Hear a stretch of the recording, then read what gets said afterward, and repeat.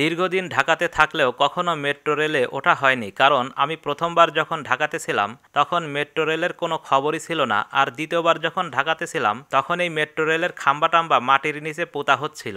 আজ হাইকোর্টের অ্যাডভোকেট সিরাজ ভাইয়ের সাথে প্রথমবারের মতো মেট্রো রেলে পদচিহ্ন রাখবো ভাবতেই কেন যেন মনে হচ্ছে রিকশাওয়ালা মামা জোরে চালায় না কে, এত ধীরে চালায় কে, অর্থাৎ তর সইতেছে না।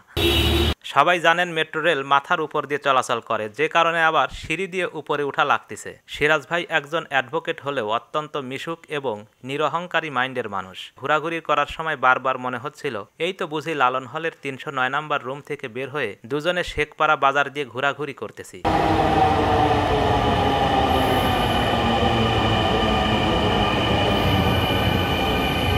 এই রাস্তাগুলো দিয়ে আগে যাতায়াত করতাম 8 নম্বর বা 13 নম্বর বাসে ঝুলে ঝুলে। ঢাকার সৌন্দর্যগুলো আমার চোখে ঢাকা পরেই থাকতো সবসময়। আজ মেট্রো রেলে চড়ার সুবাদে সত্যি ঢাকার সৌন্দর্যগুলো দেখে আমি মুগ্ধ, বিমোহিত। যেভাবে ছবি তোলার জন্য পোজ দিছিলাম তাতে হয়তোবা অন্যান্য যাত্রীরা মনে করছিল আমি প্রথমবার বিমানে যাত্রা করতেছি। যে যা ভাবে ভাবুকগা, আমি আমার কাজ করি।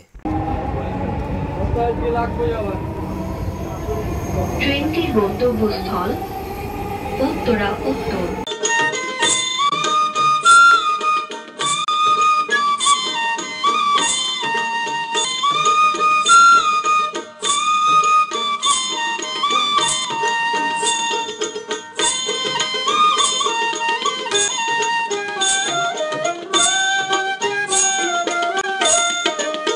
দর্শক, কথা বলতে বলতে চলে এসেছি ভিডিওটির একদম শেষ পর্যায়ে। এই মেট্রো রেলে আপনাদের প্রথমবার চড়ার অভিজ্ঞতাগুলো আমাদের কমেন্ট বক্সে শেয়ার করে রাখতে পারেন।